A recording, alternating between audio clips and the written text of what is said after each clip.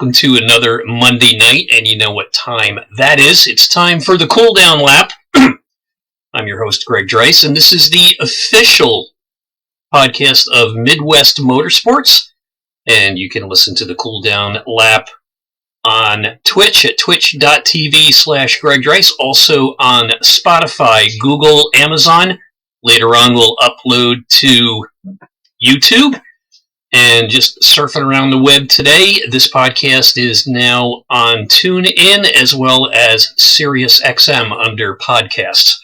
So we got a lot of guests in the house tonight. Our special guests tonight are the broadcast team members. We're going to have Colin Huffman, who does the cameras, James Johnson, the voice of Midwest Motorsports, Josh Watt, known as Mr. Google around the league, as well as we have Justin and Eric Thaler, the team owners. Just wanted the Thaler boys know that racing with their dad this morning. I got on around 10 o'clock to the pickup truck series, and I saw a name that said Chris. I said, that looks familiar, but I don't know. And all of a sudden, hear somebody say, Greg, how you doing? I said, oh, good. And he's looking forward to listening in tonight on the podcast.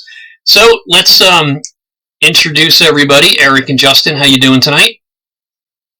Doing well, Greg. How are you? Good. So here you guys were down at Bristol over the weekend. Kind of like need to bring your umbrella, you were saying, huh? Well, we were expecting the worst. I mean, if you were looking at the radar, Friday night, what they were calling for Saturday, it didn't look promising. But Mother Nature held off, so it was a good time. It was just a long weekend. Yeah, I think 3 weeks ago was one of the 3, maybe 4 times in the 10 years I've been to Watkins Glen that we didn't have any rain that interrupted a race. So, you guys got your broadcast team here tonight. So, why don't you introduce everybody and have them say hi and what they do for the league? Yeah, absolutely. So, first and foremost, we'll introduce Josh Watt.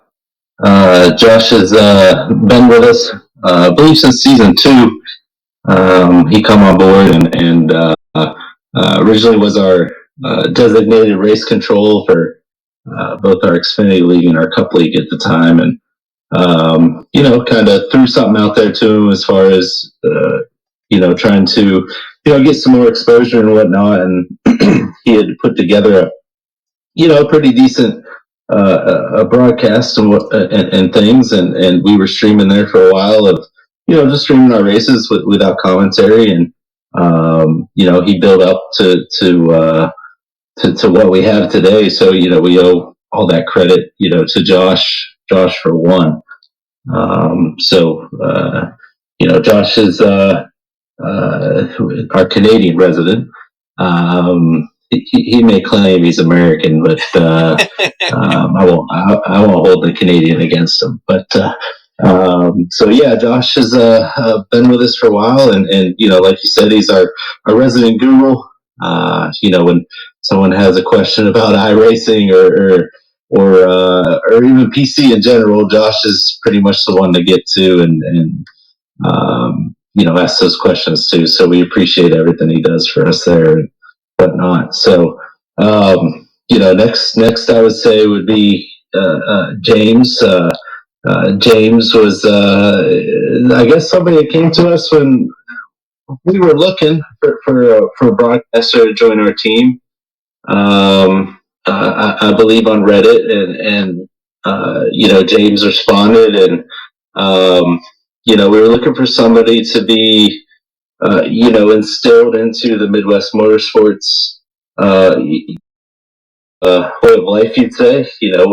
What we are and what we strive to be, and he's taking control of that for sure, and that's cool. Has become one heck of a voice for us and whatnot. And of course, Colin's his right hand man. Colin's been with us for I want to say since season 3, Colin. But that's correct. Yeah, so Colin was a racer with us, and it still races, but Colin, mentioned that he had some experience with, some of the programs that we run to broadcast, and James was wanting to find somebody to help out a little bit and make the experience better, and Colin stepped up to the plate and has done a tremendous job. So that's pretty much the three guys we got with us tonight, and okay. They are what is the voice. Hey, Colin, I got a question for you. I've always been fascinated by iRacing and broadcasting and how it's done. When we have the broadcast meeting before the Truck Series on Friday nights, you talk about bringing the cameras in. What program do you use, and how do you import the iRacing cameras into the Midwest Motorsports broadcast every week? So a lot of our cameras are actually downloaded, I forgot what it's called, offline FCP cameras. And I'll look through those and decide if I want to use those or I want to use default iRacing. And I have to tell Josh what we're doing. Okay. And we use SDK as what does all our overlays so you control our camera buttons. So I'll go in there and I'll program each button to say, okay, I want this to be blimp cam. And I'll go in there and code, okay, this is the camera ID. And I'll put camera ID in, so I click blimp, it'll swap over. So it's very manual. For every single race, I go through and make sure it's all right. Got it. So there's like a third-party software that somehow grabs the cameras from the iRacing website. Is that how it works? Yes and no. So SDK does a lot of that, where it grabs it. Got it. From iRacing, yes. And I just tell it where to grab. Right, because I've always wondered how when you're watching a broadcast like in some of the other leagues, Signature Esports, how they get the cameras to actually do so. It doesn't sound that easy because if you said you got to set everything up manually, so it does take a bit of effort. It sounds like it does. It takes me FCP cameras that we're using now are presets, and they're much easier. It takes me probably 10 minutes or so to get it all set up if I know what we're doing. Before this, so it would have been last season, we did a lot of manual stuff, and that took me the better part of an hour or two per track to set up. Oh, wow. And that was just too long. That was just too long for me. So got it. We went with this. Okay. So when there's like a replay or a crash, how do you grab that quick? Do you have a special camera that's set up to grab a replay of a crash, or how does that work?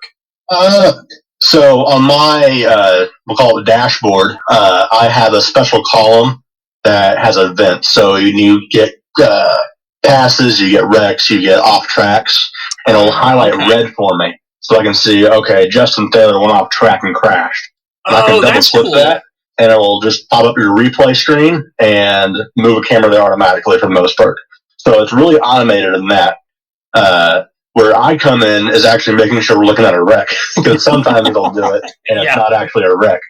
Or I get to determine, is this a wreck we want to put on screen? If we got a battle for the lead, are we really going to need to just wreck in the back of the field? Got it. So it's you're actually doing broadcast directing, like that guy you see when some of the big TV shows come on and there's 10 cameras and the guy's saying, camera 2 down and 1 and go to 6. So you really got to be right on top of it to catch all the action. Yeah. That's a lot of what I do is making sure we keep the camera pointed where it needs to be pointed.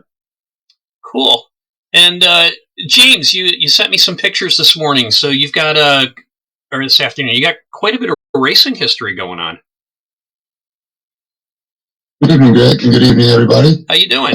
Yeah, I'm doing great, man. I'm happy to be here. First of all, I want to make sure you know how much we appreciate you, Greg, and the Sim Racing podcast. So thanks for making the cool down lap what it is. We appreciate all you do for us. And I appreciate you having me on Friday nights. That's been fun. Hopefully I'm getting better.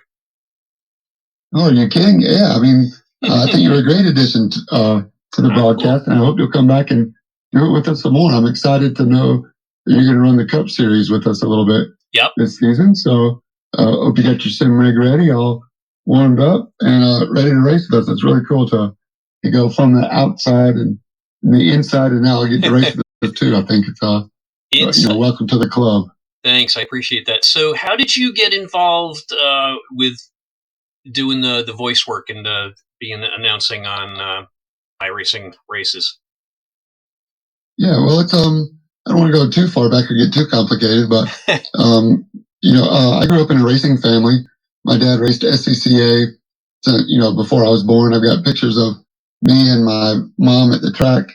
My mom's turning wrenches and I'm in the crib, or my dad's funny. getting ready to drive it. So anyway, I grew up at the track, just gearhead and started turning wrenches as much as I could, as much as my dad would let me. But then the idea was for me to eventually take over and do some driving. Once high school and college got in the way, decided his racing wasn't as important to life as we wanted to. But anyway, so I started doing some scale racing. Wanting to be Mr. Independent and break away from my dad. Thought I know it all. I think everybody goes through that phase every now and then. Yep. But so I wanted to be Mr. Independent, so couldn't afford to go real racing. Probably wasn't good enough to go real racing, and started getting into RC racing, racing all different scale racing and traveling across the region, across the country. Oh, cool. Got pretty good at it. A couple of tracks. We're looking for announcers or broadcasters, and so I would call the race, the event over the PA system. Heat 4's coming up, 2-wheel mods coming up. Less than 5 go. Calling the race, turning transponders in. Just kind of the happenings of the event. Sure. Usually 3 heats in a main or over the weekend. And talking it up, advertising for the concession stand or upcoming events or sponsor promos would bring me a sheet to read over the PA system. So as time goes on, sim racing, became huge. I'm mostly a console sim racer, so ACC, Gran Turismo, all generations. But I'm more of a controller player than a sim rig player. There's only so far you can get on a controller, especially such a racing simulator as iRacing. So it's not fun. I'm really super competitive. So if I'm not up front battling or at least progressing, getting faster, decided to put my commitment somewhere else. So that's why I changed gears and made a Reddit post and thought that there might be a sim racing league looking for I think my initial post that Justin found was asking to be a co-commentator. I didn't think I was going to be the lead commentator, but Justin made me an offer I couldn't refuse. He said, the door is open. If you want it, come. It's all yours, and you can make it as big or as little as you want, free reign. And I don't know, the first couple truck broadcasts, I was running the camera as well. And the first truck series was the Daytona Duels. So it was pretty much chase cam the whole way, and I was following from chase cam. It probably didn't make for the most exciting broadcast. So running the cameras and calling the action and trying to keep up with the strategy and the racing, which is the part I like the most. If I can't win on speed, I want to outsmart outmaneuver. Guys. Yep. So that's been my claim to fame in my console leagues, and it just kind of evolved from there. And then, being on the inside with the Midwest Motorsports League, I got to say they really opened up their arms to me and gave permissions to all of the chatters so I could read what was going on in the text chats, the drivers chats that the Discord has, and so I could follow along and find some storylines. That's been a really cool part of it too. So I'm doing some of the incident reviews and just learning the inner workings of what it takes to run an iRacing league. And again, much credit to Eric and Justin Thaler and all of the admin team. I mean, they've got probably 20 guys now in the admin team because that's how much effort it takes to run it efficiently in the way that the commander Eric wants it to run. It does. I was doing the Joe Sixpack Racing League that we closed up about 18 months ago because had turned it over to everybody else, and it's huge the amount of commitment it takes. And we had an admin team of 6 guys. It is a lot of work, so it's definitely a lot of work. So, Josh, what is your role with Midwest Racing? So, what does Mr. Google do, and Mr. Google's got a Google? To be honest, that can be many, many things. Usually, like Eric mentioned earlier, I am the first one who will probably generally find any answer that anybody has questions for. If people need to know how certain things work with iRacing, or if certain things can be done, certain race styles, race types, rules, etc., what can iRacing do? I'm usually the first one to jump on the boat and find out how to work that. Or outside of stuff like that, I'm usually filling in for other admins if they're currently not available or on, work travel and whatnot. So I'm a bit of everything.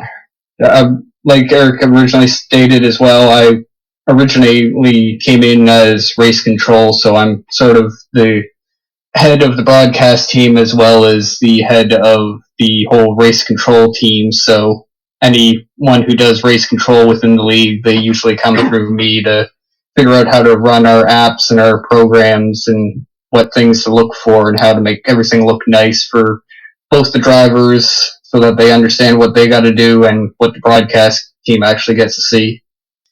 Got it. What's the hardest thing about doing race control? When nothing's happening.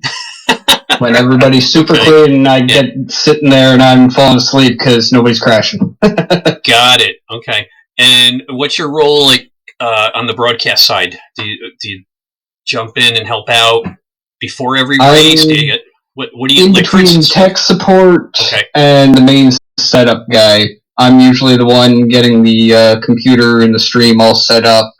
Since it's also going through my Twitch channel, I got to make sure that's all set up and whatnot.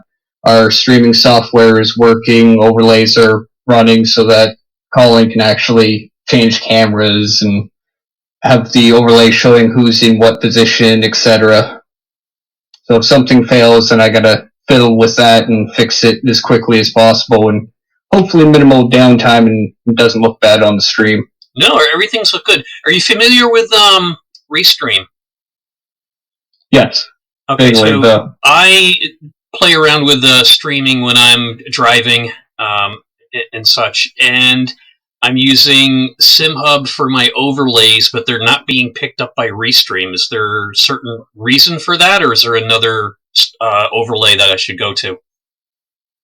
I would assume that it's got to be something similar to the program that we use, OBS. Okay. It's probably a roll link issue, or it's not refreshing correctly. That's what I would assume is the overlay issue.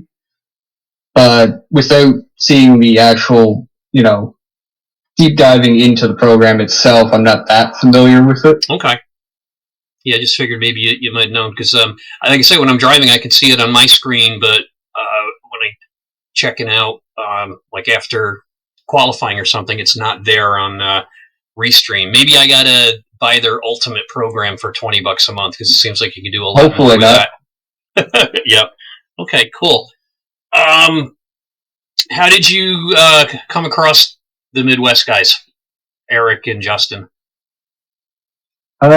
So I had recently just purchased my first attempt into iRacing, probably around the wonderful 2020s of those great lockdown days. Oh, they were fun, weren't they? Oh, yeah. And so I started understanding how iRacing was working and whatnot, and I was sifting through Reddit looking for, leagues to join, and then I stumbled across Midwest that they were looking for race control, and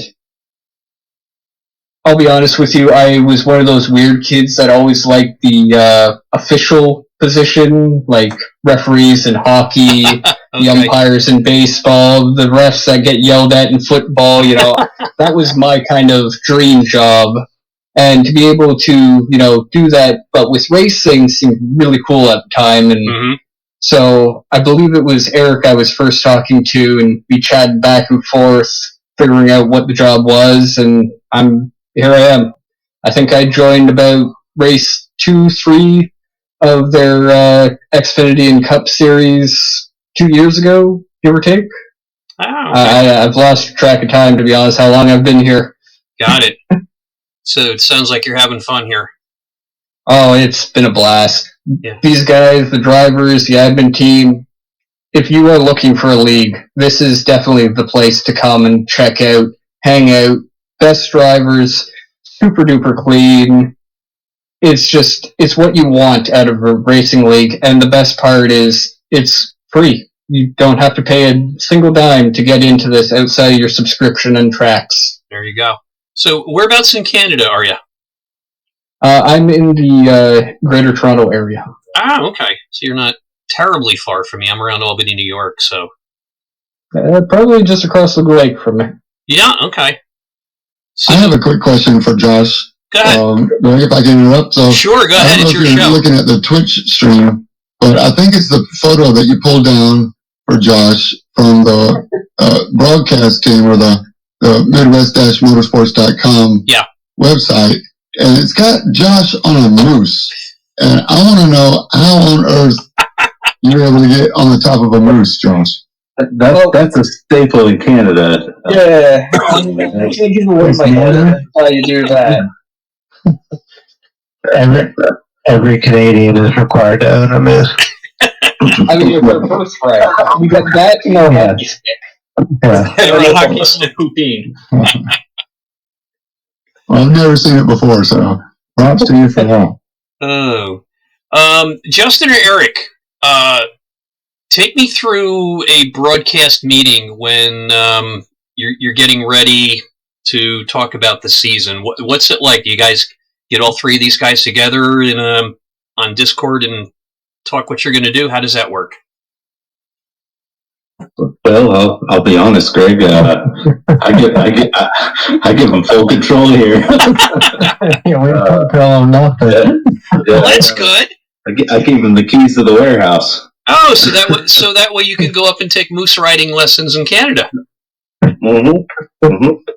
Yeah, I mean, I have zero knowledge in broadcast. Okay.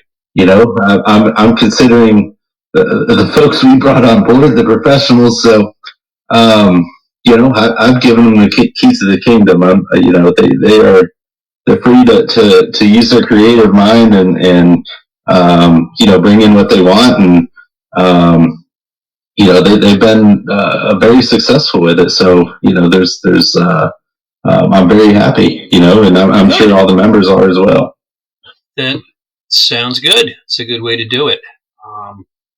We do talk, probably all throughout the week. We're always bouncing ideas back and forth with each other, and I think we do a really good job of, openly communicating and knowing that we can throw ideas around if they get shot down. That nobody's ego gets in the way. Where we're just really cooperative, and if we're running to where it might be on the line of acceptable or not acceptable, we'll run something by them ahead of time. And of course, we're always open to any feedback, positive or negative, and consider it constructive feedback. So I think that Eric and Justin do a really good job of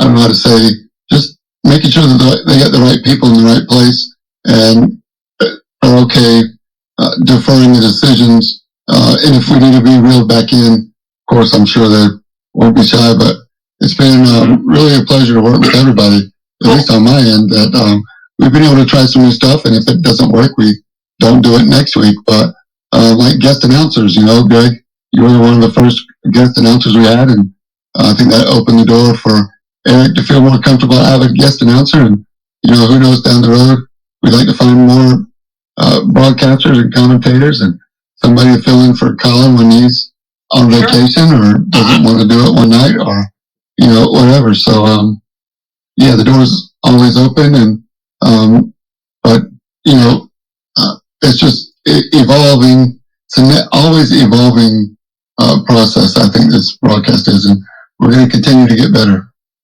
Cool. Oh, Colin, I had a question for you. Since everybody's not all in that same room, like you see when the TV shows come on, and like I said, that broadcast guy sitting there, turn this down, go here, camera 3, camera 4. When that little red light goes off on your screen and it says a pass or a crash, how do you communicate that to James so that he knows to start picking up on the commentary on that right away? I usually don't. Usually he's pretty good about that. His best warning is when he's watching our output and he sees the replay screen close. That's about his only warning he gets. Ah, okay. Sometimes I'll DM him and say, hey, there's a wreck between these guys, and I'll do it. That is obviously quite far in between. So it's usually just a spur of the moment, and he does really good with it. So you just go with it. So you really got to be on your game to catch the change if there's like a pass or a crash or something, and get ready to change color. Yeah. Cool. Yeah. So, for James, it's the only warning he gets. He's doing great. Good. Because I'm wondering, because I'm seeing stuff here like on the truck series, and I'm like, okay, here comes this replay. I was just wondering how that got communicated. Josh, I got a question for you, since you're Mr. Google and Mr. iRacing. When I was setting up for leagues, and you go to the cars, and then you got to set up the setups for each car. The most frustrating thing I found, let's say a race is at Charlotte, and you're going to do the Roval. Those setups on iRacing under each car are not necessarily in alphabetical order. Does that present an issue to you, or do you know why they haven't put them in alphabetical order for any reason? I honestly don't know why they're not in alphabetical order. I honestly wish they were, because it would make our jobs so much quicker. It's a pain in the butt. It's really, I actually would say the more annoying aspect on top of it being out of alphabetical order is that they don't necessarily all line up for every single car. Exactly. Sometimes, the Toyota will have it slightly different from the Chevrolet or from the Ford, and you just got to line up which one is which. And if they change the file name because of a new update, then you got to redo it all again. And exactly, it just needs to be redone or structured better. I really would like to know what it is that they've done and how they've ordered it, because that's a pain. That's my most frustrating thing. Is like I said, you're setting up each car for the track.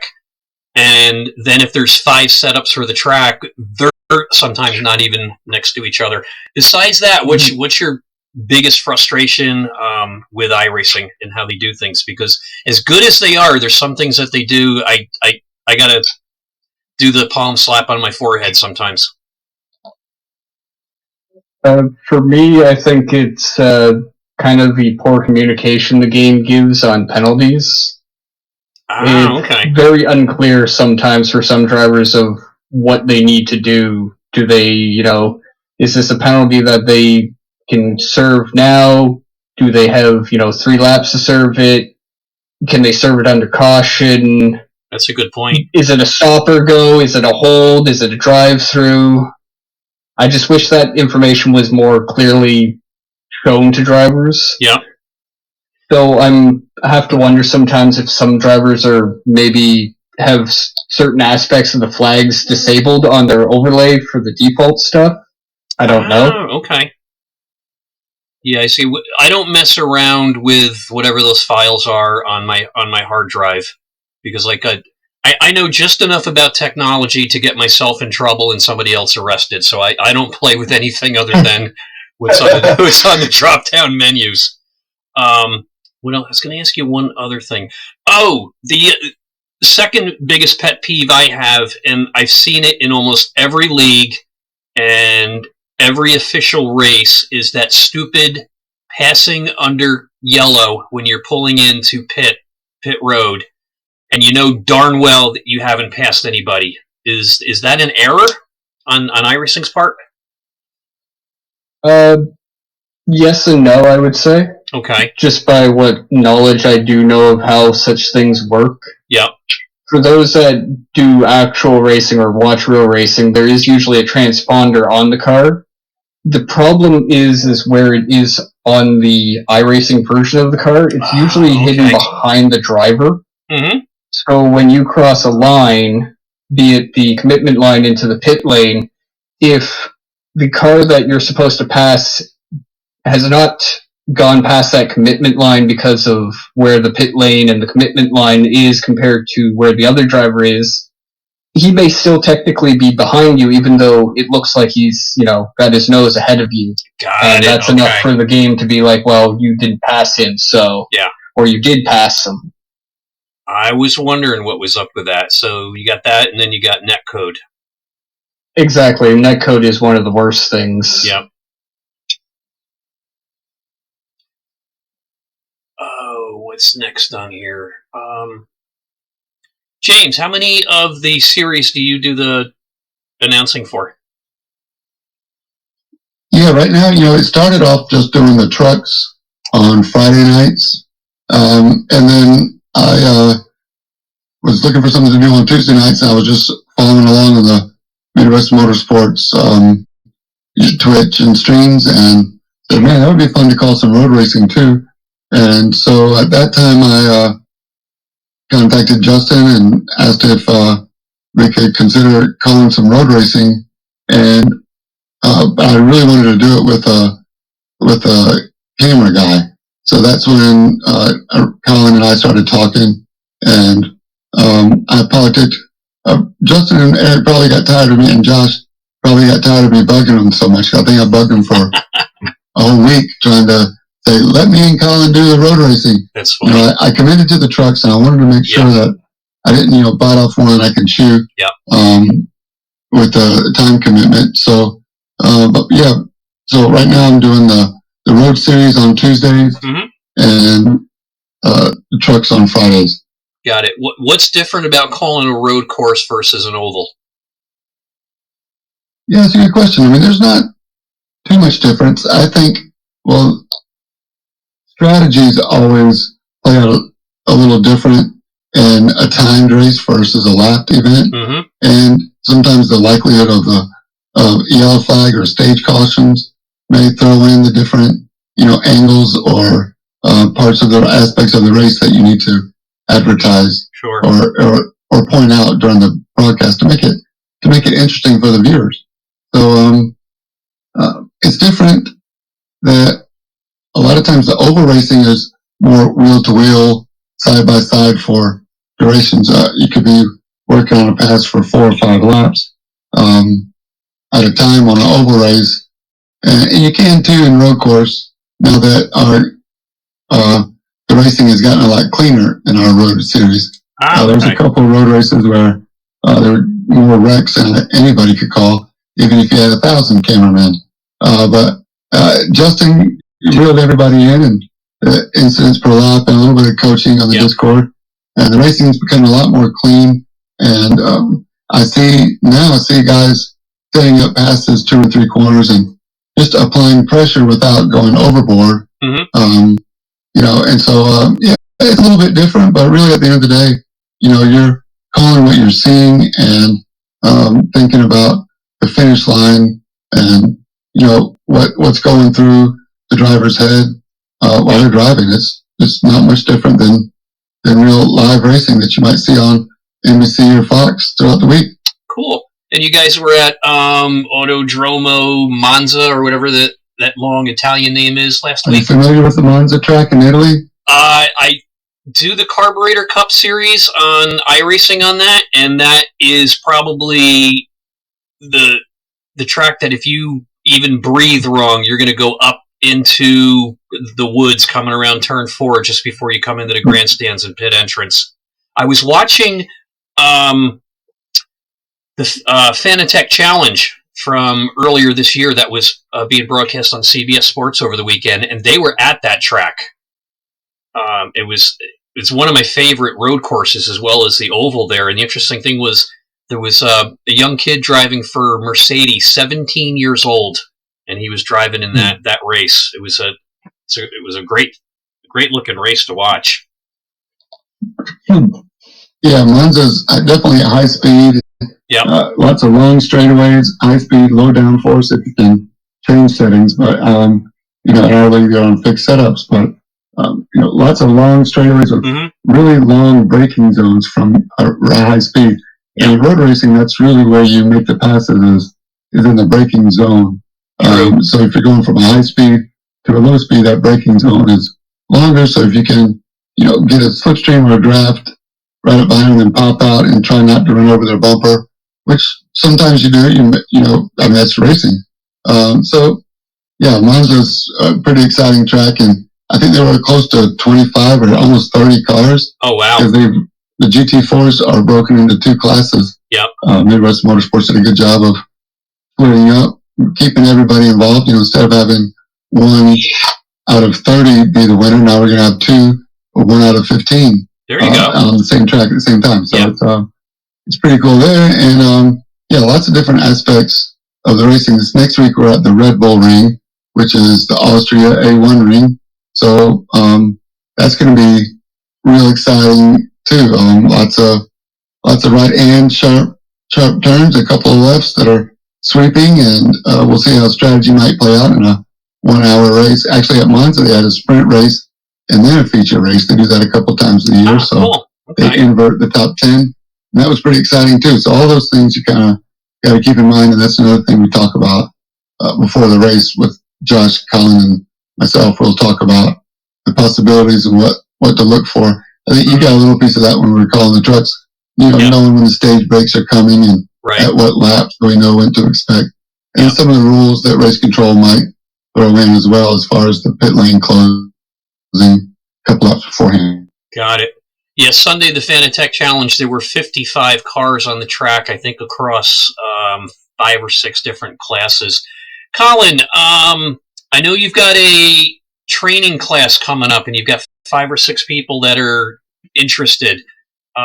Take me through that training course. What am I going to learn after my son gets married and I have time to help you out there with it, or be part of the class? So a lot of what I'll be teaching you is just how to click the buttons. Okay. It's a little bit different what I'll be doing because I don't want you to pay for the software. Yeah. But it'll be getting that set up, which is a headache in itself, trust me. Okay. And pressing those buttons and making sure that you know what you're doing. But a lot of it is pretty simple once you get learned. It looks. If you ever seen a picture of like those sound recording booths, all those dials and stuff. Oh yeah, I've been in them. Very similar. Yeah, I've been in them. Very similar. Got it. Well, that just scared the crap out of me. But no, it's not that bad. Once you get down what buttons you need to press and where they're at on your board, you're fine for the most part. Yeah, so it becomes like a habit at that point. Got it. Yeah, when I did talk radio, it was in a studio that used to be an AM radio station where they had records and cart machines and all that stuff there. And when I went into train to do it, I looked at the board and I'm going, oh my goodness, what does all this stuff do? It's like a 14-track board that we ended up only using like 4 of them. And I love... That's how it is with this. Got it. I love recording studios. It's very similar. Got it. So when I was doing voiceovers, commercials for radio and TV, and I cut my demo tape in like a 48-track studio, and the place was amazing. So... they're fun, but I don't know what all those dials do today on all those things. Were you going to mention, like, Friday night, do, like, a pretend race or something? To do, like, we did. We did one last week, just to test out a few things, and I think we haven't talked about it with the guys yet, but we might end up doing another one since we got some other people interested, including you. Cool. So I think so. Yeah, we might be doing that. And if it's good enough, we'll put it on YouTube. We'll see how you do. There you go. So we have like five or six other drivers and league members interested? Right now we got, that number's gone down to 2, including you. So okay. Not very many right now. Got it. But if you are in our league and are interested, by all means reach out and we'll be happy to talk to you and train you. So we're all pretty happy to do that. We're always looking for new people. Cool. And about how long does it take for the average non-technical person to get to know which button to push? Well, I've never trained somebody, to be honest. So I don't know. So you'll be the first. You'll be the guinea pig. Great. But it took me, when I started, it took me a few, like 2 or 3 broadcasts to get it down. Mm-hmm. After that, it was pretty regular, the same buttons. You knew what you wanted to do. Got it. Okay. So, and like you mentioned, you have 100 dials, you only use 4 of them. Yep. It's very similar to that. Like, I have 100 panels, I probably only use 4 of them routinely. So, yeah. Okay. So it's kind of like Photoshop.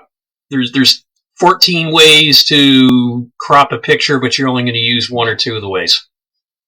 Yeah, that's a good way to put it. Yep. Okay. Yep. So, Josh, have you done any camera work for the league at all? Yeah. So mine was more of a set it and forget it type of thing before Colin came along. Okay. I would try to, and I still kind of do with some of the cup races when, since we don't have the broadcast team taking on those yet. I'll try to throw certain camera angles when I can in between doing race control, just to try and keep things a little bit more interesting than watching, same couple of cars go around the same corner with the same exact camera angle every single lap. I try to throw maybe like TV2 or TV3 every once in a while, or zoom it in and focus on a car for a bit, or what I do for camera angles prior to Colin and even currently are nowhere near what Colin's been able to bring to the table. It's been so much better having him be able to focus mostly on that while everybody else is taking care of what needs to be done. Got it. Yeah, I'll agree 1,000%. And that's one of our goals for this season is to get better on the stuff that Colin and I do beforehand, so that Josh can actually concentrate on driving his truck. Or I don't know if Josh, if you registered for any series this season, but hopefully you can get back to doing some more driving and not so much putting up with me and Colin asking the Google guy to fix it. Yeah. What we're saying is, what Josh says a lot is, everything back end is held together by duct tape and glue. But it usually works out. Sometimes it doesn't work out so well, but my band director always said, it's not about the problems you have, it's how you recover from the problem. So if we recover from a problem decently well, I'm happy. There's something to be said for duct tape and glue and WD-40 instead of having something rigid that breaks and there's nobody in the room to know how to fix it or even patch it back up. Yeah. It had its pros and cons. Oh. So, anything else from Josh, James, or Colin you want to chat about?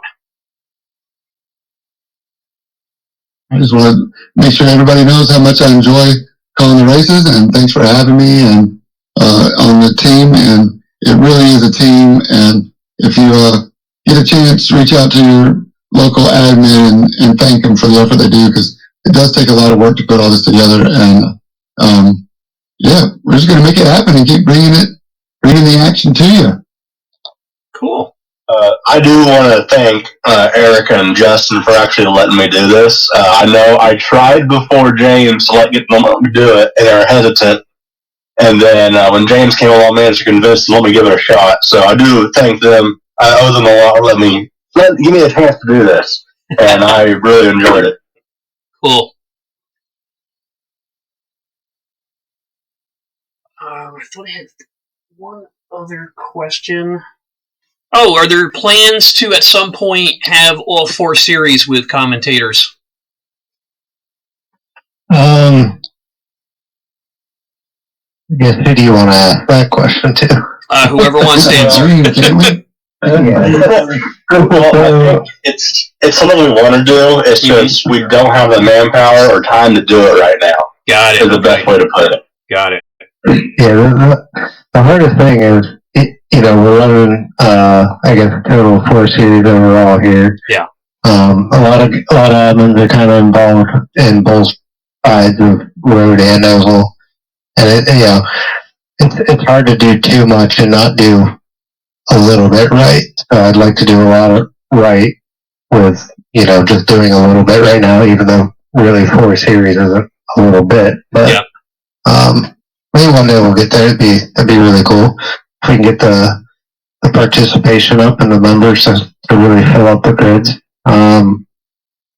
Might have a couple of announcers at one point maybe, but it'd be really cool. But big picture, yeah, that'd be ideal. But I focus on what we have now and getting that perfected and get that recipe right before kind of doing anything else. Yeah. Well, it sounds good because it certainly saves a lot of money every week on broadcasting, because out of the 3 leagues that I was running, we were broadcasting 2 of them, and it was like one guy was getting $45 a race and another was $30. So you're looking at $300 a month there just in broadcasting.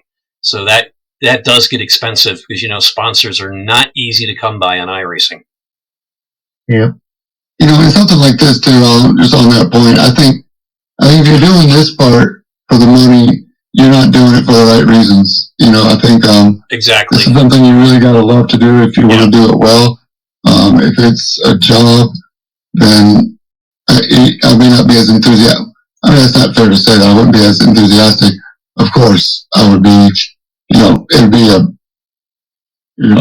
dream, but and really, if you're really passionate about it and you want to do it, and you're not doing it for the money. I don't think anybody's doing the sim racing stuff for the money. No, unless you're in the eNASCAR Coke Series. That's like the iRacing painters that are out there, and some guy charges $20 for a paint, and the guy complains. It takes a good half hour, 45 minutes to put a paint together on a car and get it right. So there's a few guys I see that are getting $30-$40 a car, but most of them are $5 and $10, and it's like most of the broadcasters that they do it for $25, and you get all the prep time, and sometimes a race can go an hour and a half, 2 hours. So you're definitely not doing it for the money. Yeah, a couple cups of coffee, and that's about it. Yep, and I'll take as few more zeros on my paycheck at any time for what I'm doing for these guys. Yeah, we gotta stop talking about money when we do these things. I put it in the double Collins salary next season. I'll second it. I'll give him 2 of my zeros. Yeah. And he can choose from which side of the decimal point they come from.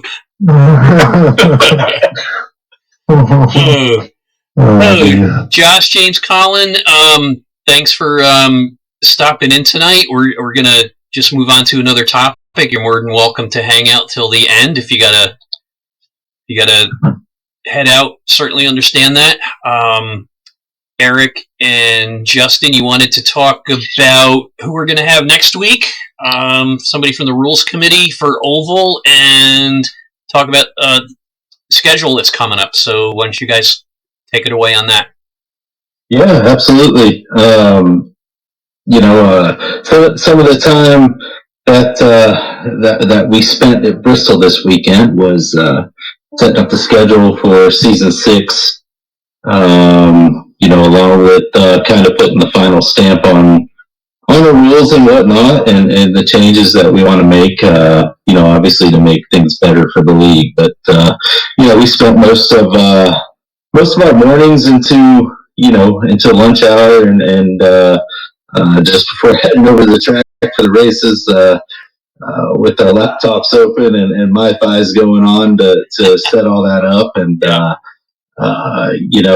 in turn, I think next week would be a great opportunity to bring in Anthony Castor. He's our rules admin for our oval leagues, and I think it'd be a great opportunity for him to kind of introduce some of the changes that we're making to season 6, and kind of put out the spoilers as far as what we decided to do with the schedule this season, and and the things that we're doing a little differently from the past. So, looking forward to him coming on next Monday, and joining us and talking through some of that. Cool. Is the season just about locked down for the Oval Series? Yeah, we are. We're ready to roll. The only thing we're lacking here is putting the race schedule into iRacing. So, we're getting this getting it done bit by bit here, and I'm super excited for what season 6 is going to bring, and I'm anxious to see what what the other members think of some of these rule changes, and along with what we've done with the schedule. So it's going to be a good one. Sounds like it. I'm looking forward to the Cup Series on Sunday nights with you guys. Good. It's Cup Series is definitely fun. It's got a lot of competitive racing, a lot of clean racing, and it's one that we kind of get moving with minimum cautions, and a lot of strategy goes into play with not so many cautions. So it's a fun night Sundays. Cool. Anything else before we call it a night? I think that's it on my end here, Greg. Okay. I just want to again thank all the guys who do help us with our broadcast, with Josh, James, and Colin. The guys do it because it's something they enjoy doing, and they want to do it. And I think to know of everything that goes into, hopefully this gave some insight to what it is they have to deal with all the time. So when guys, can have a little understanding, it's not always perfect. They are working with software a lot of the time, so any error there can cause basically nothing to function. But they do a great job, and hopefully everybody has a new appreciation for them, and we definitely do. And we're glad they came aboard with us, and they're here. And again, we just wanted to say thank you again. Cool. And knowing like where I am, I'm out in the sticks. It's like even though I'm in New York, I am 10 minutes from the nearest store, 5 or 6 miles from the nearest gas station, and not running on fiber optics. And you've got somebody up in Canada, so we're kind of spread all over North America, and somebody's internet could go down, and you could lose an announcer but still have the feed, or you can lose the feed and still have the announcer. So yeah, there is a lot behind the scenes, and I picked up quite a bit of information tonight because I was always wondering how they get the cameras from iRacing onto the broadcast. So yeah, looking forward to next week. And Anthony Castor, the rules director for the Oval Series, should be an interesting show. So thanks a lot again, guys. Yeah, thank you, Greg. Anytime. Hey, Greg. See you on the podcast, on the Sim Racing podcast, and again, open door on the trucks anytime you want. Yeah, all right. So let's I'll start sending you some messages so you can. I want to hear your racing story with all those great pictures of the Formula V series, and you can come on the Sim Racing podcast, and we'll talk racing for a while. All good. Sounds great, Greg. Okay. Take care. Good night, guys. Good night. This has been the Cool Down Lap, the official podcast of the Midwest Motorsports League, and tonight we had our broadcast team of Josh, James, and there's my 60-year-old, there we go, Josh, James, and Colin, there you go. I had to jump back to the other screen. I've got an excuse, I'm in my 60s, I'm still trying to learn all this technology here, so thanks again, guys. We had a great time tonight learning how the broadcast system works for Midwest Motorsports, and season 6 is just around the corner for the Oval Series, and we'll be starting week 2 tomorrow night on the Road Series. And Road Series just fascinate me. I'm never good at driving them, but I enjoy being on and trying to drive anyway. So this has been the Cool Down Lap. You can catch this for the next 2 weeks, the video and audio on Twitch. It'll be uploaded either later this evening or tomorrow morning onto YouTube. And then we'll also move it over to Anchor, where it gets to all the major podcast platforms, Google, Amazon, Apple. We're now on TuneIn and also on SiriusXM, as well as all the others. Catch us on Twitch at twitch.tv/Greg Dreiss. And do a little plug for something I do in the off season. Once my workload is done, I like to, when I'm not running leagues, I like to do some money races every once in a while. And the Sim Racing Podcast will be doing one the week before Thanksgiving. We'll be sponsoring and promoting. It's Thursday, November 16th at 8 p.m. It'll be hosted. It's the Sim Racing Podcast Turkey Trot, the Turkey Run. Free entry. I think there's $150 in prizes, 75 for first, 50 for second, 25 for third. It will be next gen cars, fixed set, 125 laps at Kansas. So stay tuned for more information on that. 30 car max field. License is A through C with an I rating of 750 minimum, 2500 max. These races are always fun. We have some good competition during these races, and just a little bit different than a normal race that you can find. There will be no quick fixes, 3 tire changes, and a whole bunch of other information that we will start getting out to everybody. So that's the Sim Racing Podcast, the Turkey Run, the Thursday before Thanksgiving. It'll be November 16th, 8 p.m. Eastern Time, unhosted, free to get in, 30 car max field, and just going to have fun and give away some money because turkeys are getting expensive. Want to remind everybody that's in the Midwest Motorsports League about Track Racer. If you buy some of their wonderful sim racing equipment, make sure you let them know that you're in Midwest Motorsports. I'm sure there's a code or a button to hit there so the league can get some money to add more zeros to my paycheck. And so they do get a commission for sales, which goes to the league. And as you know, there's not a lot of sponsorships out there. So anything you can do to help your league pay for the expenses that do get incurred for running the league, make sure you check out Track Racer so your league will get a commission on that. We'll see you next week when our guest will be talking about rules changes for the upcoming season for the Oval Series, as well as schedule and track information.